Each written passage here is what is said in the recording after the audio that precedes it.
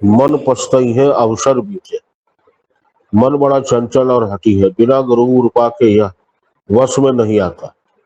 अतः साधक को साधन के साथ थोड़ा जप भी करना चाहिए। एक उम्र के बाद साधन भी नहीं हो पाता, अतः अभी अवसर है, इसका पूर्ण उपयोग करना चाहिए, अन्यथा जीवन निरर्थक बीत जाएगा। अपने विचार को सुदृढ़ करने के लिए अध्ययन की भी आवश्यकता है। रामायण गीता सिर्फ धर्म ग्रंथ नहीं है, अपितु जीवन जीने की कला है। इसमें निहित संदर्भ व्यक्ति को विवेकशील बनाने का मादा रखती है। गुरु की महिमा समझनी हो तो गुरु के सानिध्य में जाना होगा। बिना गुरु कृपा के भगवत साक्षात्कार त्रिकाल में भी संभव नहीं है। भगवान जब अच्छे लगने लगते हैं तब कोई पराया नहीं लगता। साथ ही सबों में प्रभु का दर्शन होना शुरू हो जाता है। नित्य क्रिया करने वालों को अनुभूति भी होती है। यह अनुभूति बनी रहेगी यदि स्वभाव संभाव बना रहे। साधन कभी छोड़ना नहीं, क्योंकि यही जीवन के प्रेम के आगमन का कारण बन सकता है। भगवान को नित्य भोग लगाए, उन्हें सजाए, भजन सुनाए, उनसे बातें करें। आप महसूस करें कि वो भी आपसे बातें कर रहे हैं, आपके इंतजार में है। भाव के अभाव से ही कुभाव हो जाता है।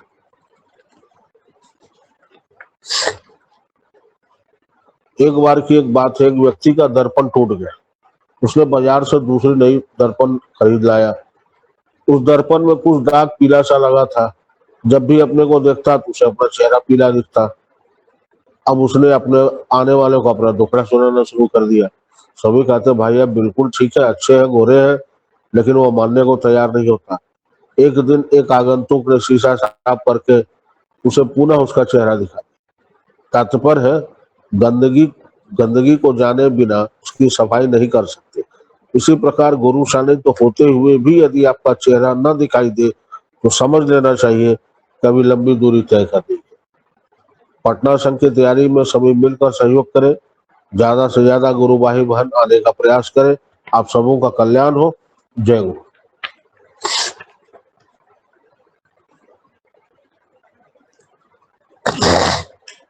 अपना मन हम लोग को क्यों दिखाई नहीं देता? इसलिए दिखाई नहीं देता है कि अपने से बेहतर हम किसी को मानते नहीं। कोई तो है जो मुझसे भी अच्छा है, मुझसे भी विद्वान है, मुझसे ज्यादा काबिल है, ज्यादा होशियार है, विवेकी है। बाबा कहते थे देखो, प्रशंसा करने के लिए कलेजा चाहिए। तो जब हम किसी की प्रशंसा करते हैं ना, तो कहीं ना कहीं हम अपना एक छोटा अहंकार भी तोड़ते हैं। सब आदमी प्रशंसा नहीं कर सकता। ये नियम है कि सब आदमी प्रशंसा कर ही नहीं सकता, क्योंकि वो प्रशंसा करेगा तो लगेगा कि वो हम उसका मेरे से बेहतर कैसे होगी, मैं सबसे अच्छा हूं। तो दो बात है कि पहला तो साधन नियमित हो। नियमित हो मतलब हो, उसमें कोई कोताही ना हो।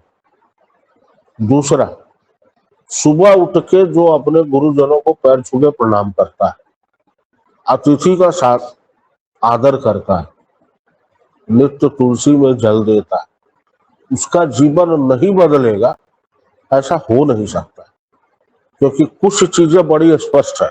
भोजन करेंगे तो भूख मिटेगा, अच्छी नींद सोएंगे तो तरोताजा रहेंगे, दवा खाएंगे तो बीमारी दूर रहेगी, मन लगा के पढ़ेंगे तो अच्छे नंबर से पास होंगे। कोई इसमें कोई किंतु परंतु नहीं है। तो उसी तरह अगर साधन करेंगे तो मन में प्रेम और अपनापन अपने आप आ जाएगा। देख लीजिए दुनिया में जिनके अंदर ज्यादा प्रपंच है वो साधन से लाखों कोसों नहीं करोड़ों करोड़ किलोमीटर की दूरी है। इसीलिए सारा प्रपंच बहुत स्पष्ट है, समझने में कोई फेर नहीं है। और निगेटिव लोगों का तार्किक शक्ति बड़ा मजबूत होता है। वैसे ऐसे तर्क देते हैं कि अच्छा अच्छा विद्वान आदमी भी 10 खा के गिर जाए, लगता है भाई उसको तो क्या नहीं आता। तर्क से भगवान को नहीं जाना, भगवान प्रेम से जाने जाते। संसार प्रेम से जीने की, तो जिए ना, मना किसने कर रखा है आपको? हमारा अहंकार हमको रोकता है, हमारा जो कलुषित मन है वो हमको रोकता है। क्यों प्रशंसा करोगे भाई, तुमसे बेहतर कैसे हो? यही तो अपना हट यहाँ भगवान भी कुछ नहीं करते, यहाँ भगवान अपना बुद्धि लगाते ही नहीं है, क्योंकि जहां तुम्हारे मन को लगाना हो तुम लगाओ, हम तो हमेशा है। और एक बार जो धक्का देके निकल गया भगवान फिर उसको कभी छोड़ते नहीं। तो अपने आप को निर्मल मन से चुपचाप भगवत भजन में लगा दीजिए, देखिएगा आपके अंदर क्या क्या परिवर्तन होता है। और परिवर्तन नहीं होगा ऐसा नहीं, खाएंगे तो भूख तो मिटेगा ही, पक्की बात। इसमें कौन सा सिद्धांत लग रहा है, इसमें कौन सा लॉजिक लग रहा है। चलेंगे तो पहुंचेंगे, खेती करेंगे तो अन्न उपजेगा। तो मन वो खेत है जहां थोड़ा बीज डालिए तो भगवान उसमें से बहुत सारा फसल पैदा करे, और यदि नहीं डालिएगा तो घास फूस तो निकल ही जाएगा, सांप बिच्छा अपने आप आ जाएगा उसमें। तो मन की खेती में निमाई भी जरूरी है, कोड़ाई भी जरूरी है, पानी का छिड़काव भी जरूरी है। और ये पानी का छिड़काव ही जो है ये ज्ञान की बूंदे है, जो हम उसको अच्छी चीजें दिमाग में दे रहे हैं, अध्ययन के माध्यम से, जप के माध्यम से, तप के माध्यम से। तो फिर इसमें कभी कुछ गलत चीज आएगा ही नहीं। हमको चाहिए क्या पहले यही डिसाइड नहीं है। हमको ये भी करना है, वो भी करना है, वो भी करना है, सब काम करना है, ठीक है, संसार है, बहुत प्रकार का काम है, मानते हैं। लेकिन आपकी खुद की जरूरत क्या है, आपके दिमाग को कौन सा फल अच्छा लग रहा है, आपके शरीर को क्या सूट कर रहा है, वो भी तो सोचना होगा। वो अगर ना सोचे तो भाई जय श्री हरि, कुछ नहीं कर सकते हैं। भगवान श्री कृष्ण ने अर्जुन से कहा कि तुम नहीं मन लगता, तुम आसन पे बैठो, लेकिन बैठने का काम तुमको करना होगा, वहां मैं कुछ नहीं कर सकता। तब हम बैठवे नहीं तो भगवान क्या करना। तब तो फिर जो लिखा हुआ है विधान वही होगा। अपना पुरुषार्थ तो कहीं लगाना पड़ेगा। हमारी मंडली कैसी, उस मंडली में के जाने से हमारा नाम अच्छे में जा रहा है या बुरा में जा रहा है, ये सोचना मेरा काम है, ये सोचना गार्जियन का काम नहीं।